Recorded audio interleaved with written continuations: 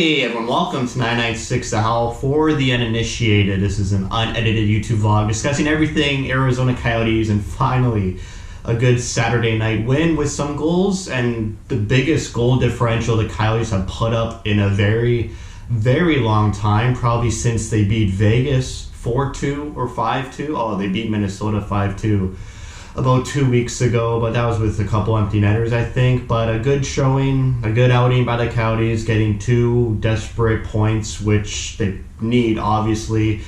Good performances. Derek Brassard getting a hat trick, the first hat trick the Coyotes have scored in 2 years. Funny enough, it came against Anaheim 2 years ago. Vinny Hinostroza with that hat trick, and then 2 weeks prior to Hinostroza was Brad Richardson with 4 goals against the Vancouver Canucks. Always seems to be, a depth player getting a hat trick for the Coyotes if it ever happens. Pretty surprised. That was Derek Brassard's first career hat trick. Usually hat tricks come to die when you play for Arizona, but not for Brassard. He's been in the league a very long time, managed to get a hat trick. I said it once the Coyotes got him, that he was a huge upgrade over Derek Stepan, and I wouldn't think Derek Stepan would ever score a hat trick for the Coyotes.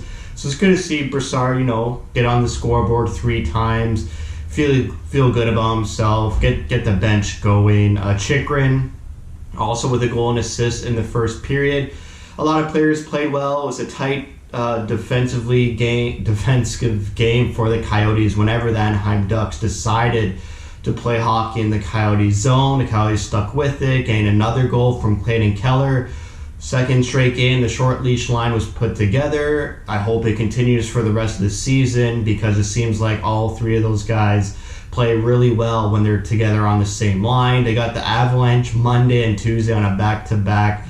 So I hope that short leash line comes to play Monday and Tuesday. The Avalanche coming off 2 just destroying performances against the Minnesota Wild, beating them 5-1 and 6-0. So the Avalanche are feeling good. They're back to full health. They got McKinnon, Makar, and Byram, I'm pretty sure, in the lineup. They're clicking. The Coyotes got to come prepared. Ronta has to stay healthy. Ronta needs to not just take a game off here and there. He needs to be consistent in net. He got the win against Anaheim.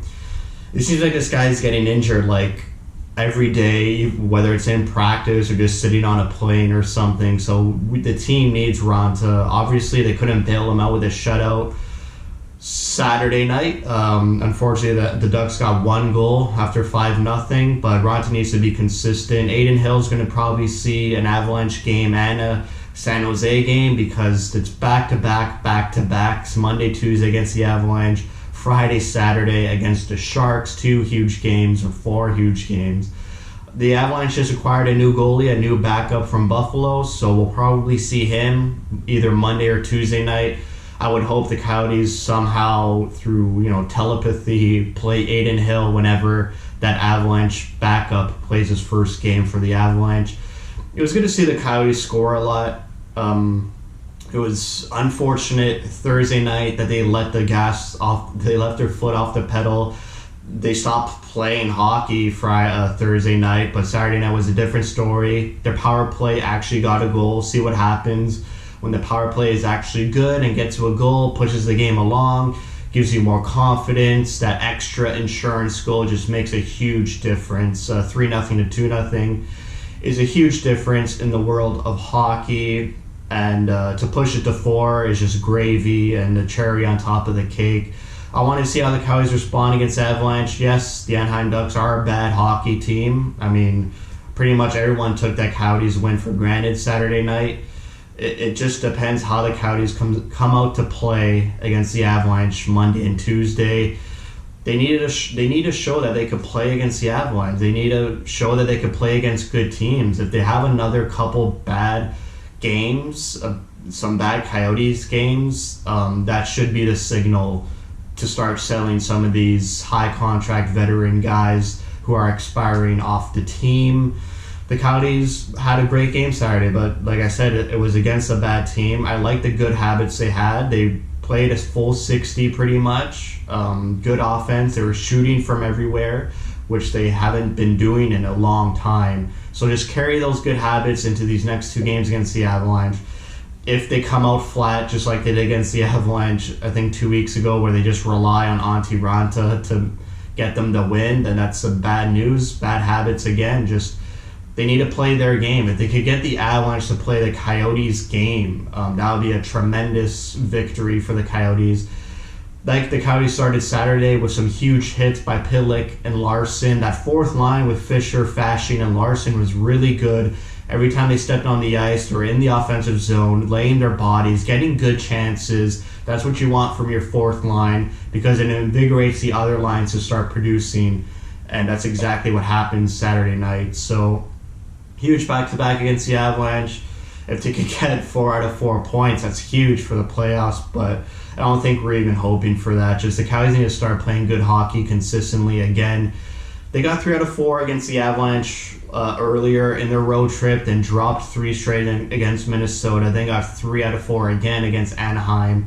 So the start and end of the road trip were good. You want the team to get 3 out of 4 points every day, but to drop 3 straight against a team you're battling for a playoff spot is unacceptable, and that's why everyone's pretty much got a sour taste in their mouth around the Coyotes. We'll see. Maybe they did bottom out against those 3 games against Minnesota, and from here on out, they start gathering some points, gathering some wins, that their star players start eating up points. It's good to see Clayton Keller throughout this whole season be pretty much consistent, but it is a bit worrying that Schmaltz and Garland were quiet a bit.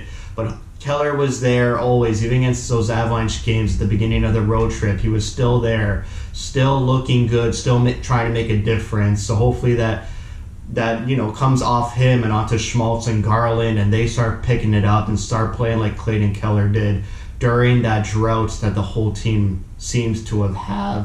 Dvorak and Kessel need to get it going. They're our depth too, and it can't just be the short leash line and Derek Brassard getting goals, because that's not going to happen every game. So want to see Dvorak and Kessel get in on the score sheet. Keller went up to 10 goals. Great to see him get double digits. We'll see if any Coyotes could hit 20 in a shortened season. That would be great to see, but it's looking like they'll probably peter out around 18, 19 goals. But 2 huge games, Monday and Tuesday, and we'll see what type of team comes out for those games. So thanks for watching, and thank you for your support.